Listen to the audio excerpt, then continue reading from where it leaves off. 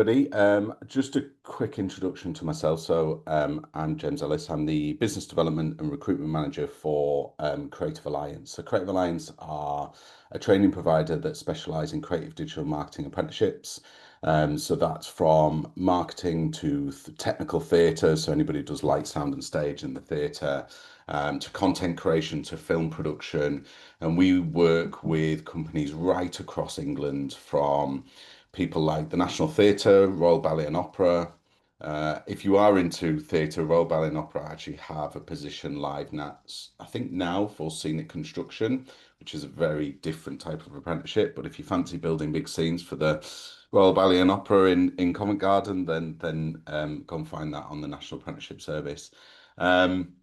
So yeah, we work for people like McCann and What's Possible, big marketing agencies, and it's all we do. We're also a social enterprise, so we're actually non-for-profit, basically like a charity, but we run like a business. So we try and make our own money, and then make sure that all our money gets invested back into the organisation themselves.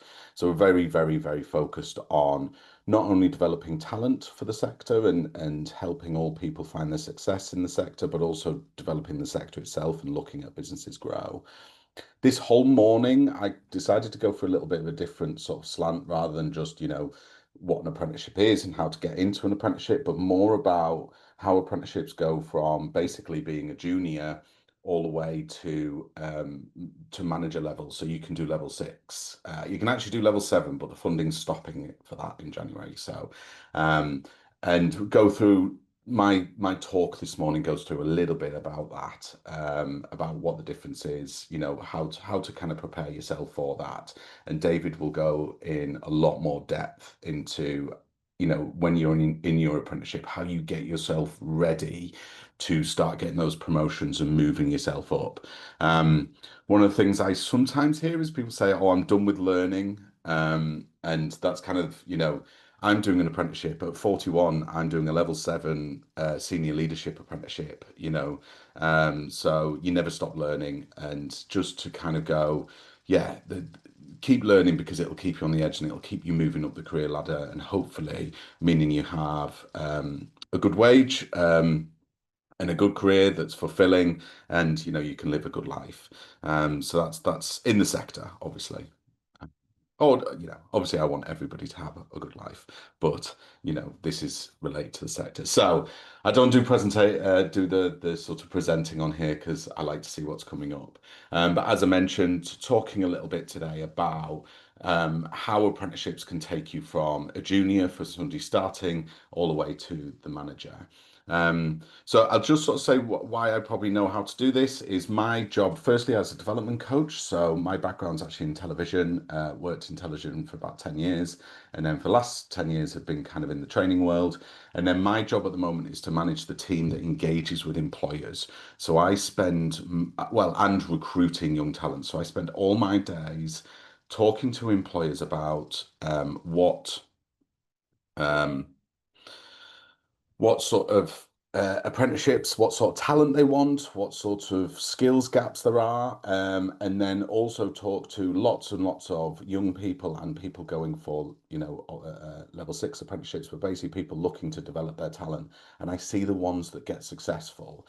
So I know the ones that will succeed. And to be honest, I've been doing it for so long that when I do go around to recruiting, I can pretty much look at a CV and go, yeah, I think you'll get the job. We can almost call it down to like 2 people, just because of the way that they have spoken to me, the way that they have presented themselves.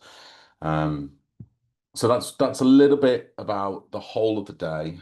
Zoe in particular is going to talk about developing your AI skills, actually. So yeah. Okay, so creative apprenticeships with us.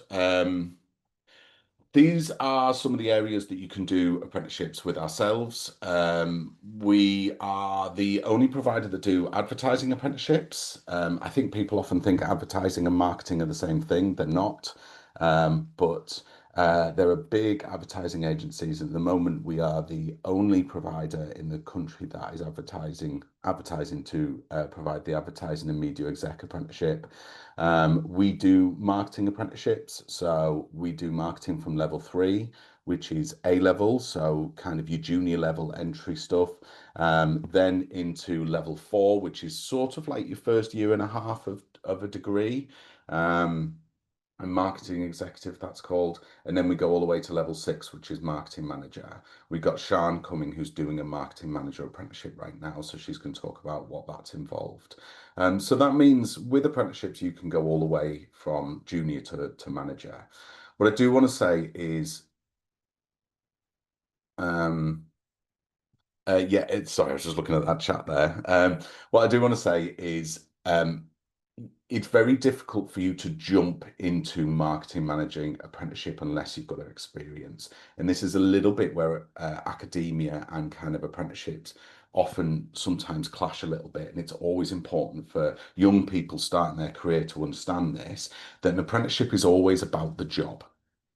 So it's about your competency in the job. So if you're going to do a marketing manager apprenticeship, you need to be working towards marketing manager. We get a lot of people come to us saying, I'd like to do a marketing manager apprenticeship. And without any experience, but no company in their right mind is going to hire a young person to be their marketing manager. You have to work up to that, and that's why I thought Sian would be a good example of that, because you'll see what she has done beforehand before she even attempted going on to this apprenticeship.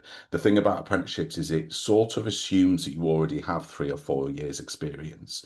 So if you went onto a marketing manager apprenticeship without having done any previous work, we would just expect you know how to run campaigns. We wouldn't teach you how to do that. That's in level 3. So always remember that apprenticeship route is all about that experience. We do in video audio production, we do production assistant, we then do production coordinator, and then we do production manager. The production manager, the last cohort that we did, we had somebody on there who was the production coordinator for Would I Lie to You, and had been the production coordinator for Would I Lie to You for 3 years, and then she attempted the production manager. So always come talk to us if you're sort of unsure, but if you are starting out in your career in regards to experience, then you will be need to do that junior level stuff. We've had graduates with English degrees try and go on to level 4s and really struggle. It's not even the level 6, go on to level 4s and really struggle because it assumes you know how to do the job already, and now we're just taking the next step. Um, so yeah, so we do content creation. I think there's a lot of fuss about AI being taking over a lot of content creation. I don't see that. We've got 2 or 3 live already. I think there's still a need for human innovation and creativity. So don't worry if this is your place. Don't worry. We've got technical theatre as well. As I mentioned before, we do a lot in the theatre sector. Work for the National Royal Ballet Opera, ATG. And then data technician is something that we're sort of slightly moving on. So we do this for like Sony Music Publishing and advertising agencies. We wouldn't do data technician in like a big IT firm or something like that. It's always just in the creative sector and the data, but that is becoming more and more important. So you don't have to be a creative, some sort of creative dreamer to work in the creative sector. You can be somebody who likes to process and crunch data. Our Sony ones do a lot of stuff around licensing for music, and kind of the data that comes in, and understands what music to push and what music not to push. And, when Taylor Swift is about to do a big, massive tour, um, what how the data is telling them, what songs are being popular and things like that. So it's a really interesting job. If you're into data, I will say if you're going into marketing, you probably and advertising, you probably need to be a little bit into data. I would advise that because it's quite important. So as mentioned, you can go all the way with apprenticeships. So these are the 3 sort of big level 6 ones. We're not currently offering the advertising creative higher level apprenticeship. The reason for this is just we're just slowly getting into these, but it's something that we're looking for in the future. What we're trying to do is basically create a pathway for all of our learners to continually learn throughout their career. Now, that doesn't mean necessarily that as soon as you finish your level 3, you go on to a level 4 and then level 6. That's not how it necessarily works out. But that you sort of look at kind of the way that the apprenticeships are structured, and you can use that as a way to promote get yourself into those promotions. So start as a junior, earn your craft, learn what you need to do in the job. Then, maybe sort of sit for 6 months doing that job after you've completed your apprenticeship. So you've got 2 years experience. Then look at kind of marketing executive and take your time to learn the strategy, and the sort of deeper stuff that goes in with the level 4. Then another couple of years, and then marketing manager. Um, I know May mentioned about Jay doing the last session. Jay's actually called in sick this morning and is unfortunately unwell. So I'm going to actually talk you through a few case studies of 3 people that have come through our system and gone all the way quite high up to management. Jay being one of them, but I have 2 others that I've sort of picked where they've sort of in sort of 4 or 5 years got themselves right from being 18 to, sort of 25, 24, and being quite high up in their sector. So yeah, we do marketing manager. We're looking for a process through production manager. So as I said, this is in video or audio production. So if you're looking to get into the film world, this would be starting as a production assistant, learning all areas of it, then going to production coordinator, which is the level 4, so understanding how to coordinate productions, and then finally into production manager. And the production manager actually has 3 pathways inbuilt in it. So there is production pathway, which is putting on the actual film or radio production. Then there is the post-production, so working in editing and graphics and things like that, and then live events production as well. So this actually sits in the theatre world as well. So putting on live events and being the production manager of that. And then advertising creators is leads on from ad and media exec, and things like that. And please, I assume you guys, May, can they ask questions? I don't know if she's there. Yes, everyone Yes. can ask questions. Yeah, so please ask questions at the end, and I'll sort of approach those. Just a couple of things about apprenticeships. You've probably heard quite a lot, but with apprenticeships, they often come with vendor qualifications, and particularly the higher level ones do. So the marketing manager comes with the incorporated practitioner and advertising qualifications embedded into it. The Sorry, that's the advertising and media exec. The marketing manager also comes with Chartered Institute of Marketing qualifications, and the theatre ones come with the Association of British Theatre Technicians, ABTT, qualifications embedded into it. These are industry recognised vendor qualifications that you can even put your little CIM letters next to your name and IPA letters to your name. But the industry recognizes, looks at these and sees them as real kite marks, real stamps on your chest of I have done this, I am competent, I am good at this job, and will open doors for you. So the apprenticeship embeds this in, and we work quite closely with all of you to into those qualifications as much as possible. Work quite closely with ABTT. Actually, some of our tutors are also tutors on ABTT, CIM and IPA. As we said, we're backed by IPA because we're the only one delivering the media and advertising media exec. Okay, so I've timed this quite right. Got about 15 minutes, and well, I'll do 10 minutes talking, then we can ask questions. I'll go through your questions. So how to get an apprenticeship. I've talked a lot about, once you got in, you'll shoot for the stars and you'll be earning lots of money and doing a cool job and traveling to New York and the Maldives and all of that, doing creative shoots. But how do you get that apprenticeship? Well, I think I've recently just done a recruitment for a company called Nemesis Now that do like goth and pop culture based like products, and saw quite a lot of portfolios. So if you're going into a creative one, have a portfolio.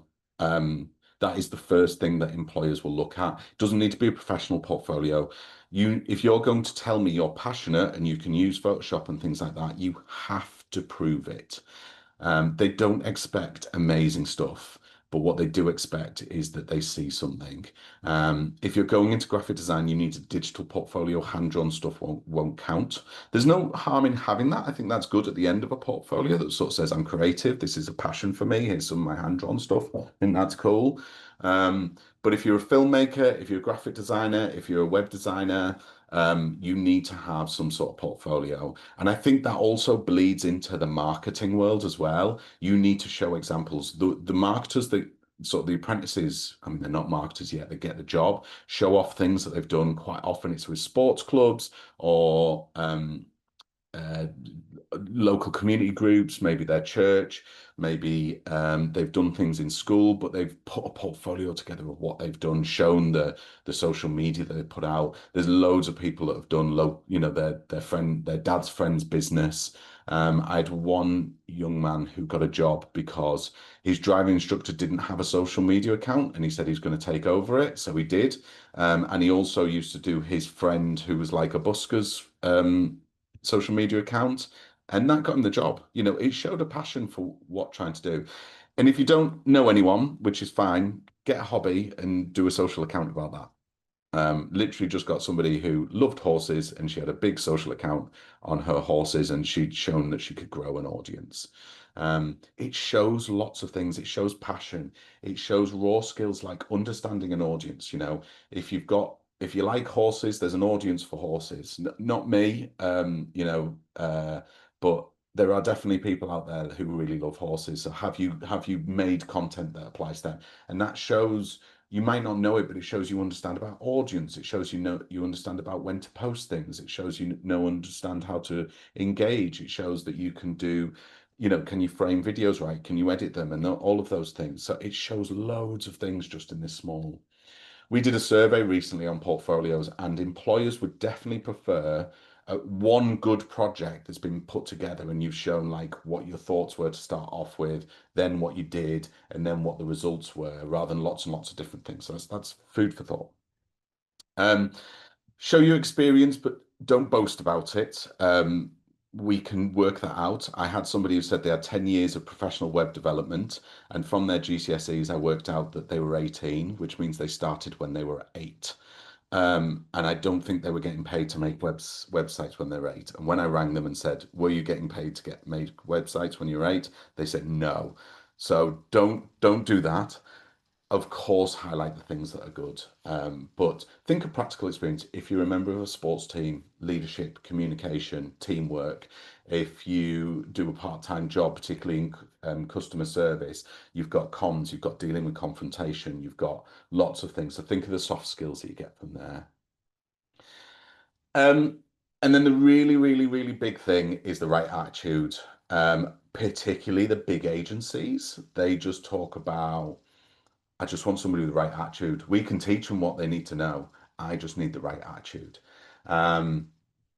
Curiosity, resilience, positivity, all of those things. Be on time. I know it sounds obvious, but you'd be surprised how many people are late. If you're traveling to an interview, like work it out, get there early. That it means a lot. Being there on time means that they can trust you and that kind of thing. So I always think the attitude is the hardest one. When you're in the interview, do your research. I've had plenty of people who I thought were really, really strong, and they just didn't do their research on the company. Particularly in the marketing world now, there is a lot of changes going on in the marketing world. Like we've got AI stuff, which Zoe will talk about in a few minutes. But then also you've got a lot of this influencer marketing, which is slightly different. So agencies represent many, many influencers. We had a recent job with an influencer marketing agency, and the person there had not done their research and not understood what the agency was about. And even though I think she was probably the strongest there in terms of the work she'd done, because she hadn't done the research, it was somebody else who got it. And that was because they had the right attitude in terms of getting there. A couple of things there of stuff. I'm going to just, okay. This is just final things of advice. So do not set your sights on one particular apprenticeship. I don't mean it's in terms of a course, but think broadly, and this is your first stepping stone. And when I go in the last session, which is kind of case studies of people have gone in, you'll see lots of different journeys there. So that might give you an idea of how people can change and how you can move within the sector. So, look at what you're passionate about. But if you are, say, applying for content creation and marketing, make sure you've got two CVs. Don't send your content to the marketing. Don't send your marketing to the content. Listen to the advice. And then my next one is listen to what you think is best, but try and find a nice place where you go, this advice works for me. And I think I'm passionate about that advice. Um, and yet, don't be lazy. If you are a creative person, school and college work is not necessarily enough. I think that sounds really tough, but as a portfolio, and that's not because it's not good, it's just others will have more. Remember, when you go into an interview, it's not just you. There will be six or seven other people, and I will put money on one or two of them will have done their own little personal projects. And then my final thing on that is don't just have a portfolio full of anime and manga. We get loads of it. You need to have like variety. It's not that you can't have it, absolutely have it because it looks cool, it's great, it shows thing, but if it's just that, then it doesn't show your ability. And remember, unless um that becomes your client, you might never get to use that kind of style. So you need to show that you can do brief. And I say anime and mangas because we get so much of it. And I think it's really cool and people are passionate about it and it's great. And I'm always like, this is brilliant. Have you got anything else, please? Because you've obviously got the skills, but we just need to see something else. Um, so very quickly, and I think I've said it anyway, which is level three is your entry level. Level four is kind of getting into. I always say this is how to do something. Level four is why are you doing it that way and how can you make it better. Level five, we don't have any level fives, but that is kind of the next step up. And then level six is really your strategy, management, and leadership level. So when you're potentially leading a team or stakeholders and things like that. So, and you're looking at apart from Jay, who did it in 3 or 4 years, you're looking at sort of 5, 6, 7, 8 years, depending on where you go. I've just got a Kendrick Lamar where I've added, sit down, learn, and be humble. Be passionate. I don't know if there's any questions. I know I've not left loads of time. Yes, James, thank you so much for that. We do have a couple of questions. So Haley has said, can you assist graduates who have just completed a marketing degree? Yes, we can, but unfortunately, if you've done a marketing degree, you cannot go into a marketing related apprenticeship. That is the same level. So degree level is level six. There's potentially an argument that you could go into a marketing manager apprenticeship because a lot of the marketing manager is about management and leadership. Um, the problem that you've got there is you need to be working towards a marketing managing job because how the apprenticeship works is it assesses competency. So some of that competency is managing a team. Unless you're not managing a team, you can't complete those competencies. So it is a tough one that, but you could go into content creation or filmmaking, things like that. But yeah, if you've So done if it, you did a marketing degree, you could do a different apprenticeship, just can't be the same as your degree. yeah, same subject, yeah. English Mm, degree is usually a good one because it gives you the skills to communicate and, be a good writer and things like that. But obviously there's no English apprenticeship. I don't think so anyway. I see. Okay, got it. Thank you, James and Haley. If there is anything else you want to ask, we also had a chat in the Q&A. What does an apprenticeship application look like? So I mean, I imagine they differ from provider to provider, and like for instance, Royal Bell and Opera, we're not recruiting for that. They're recruiting for themselves. We just advertise it on the National Apprenticeship Service for them. Um, but usually there will be something around a personal statement. So I would say have a saved personal statement, but edit it for the thing, for the job that you're doing. I appreciate applying and writing these things. So there'll be something about a personal statement, which would be an opportunity for you to say what you do. There'll be things around why you want to do an apprenticeship. People want to see that this isn't like a second choice. Because remember, again, you were up against other people who will be their first choice, so they'll go for them. Um, so there'll be something around there, and then we'll, standard stuff, which is jobs. What jobs have you done? Hours immediately looks at your personal learning record, so it does that automatically, so we don't ask for quals, does it for you. But yeah, probably look for your qualifications and things like that. But the big ones will be personal statement and why you want to do apprenticeship and why you want to do that job. Okay, brilliant. Well, we've got loads of questions here, James. So Okay. one is from Matthew. He goes, is it difficult to balance the job and study parts of the apprenticeship? Are employers supportive? Employers are not only supportive, they legally have to be supportive. So they give you 7 hours a week to do it. And even like me, as a sort of part of the senior leadership team, I have to have my Fridays to do my apprenticeship work. Mhm. Often the biggest cost for the leaders is not the cost of the apprenticeship, it's the time cost. But yeah, you are given, for us, the minimum is 6 hours. We make our employees give you 7 hours a week to do your apprenticeship time. Amazing. Okay, thanks, James. And yeah, people asking for the slides and links to Creative Alliance website. So we will put that in the chat, won't we? Yeah, I can see the slides in the chat. Yeah, I'll stop sharing, by the way.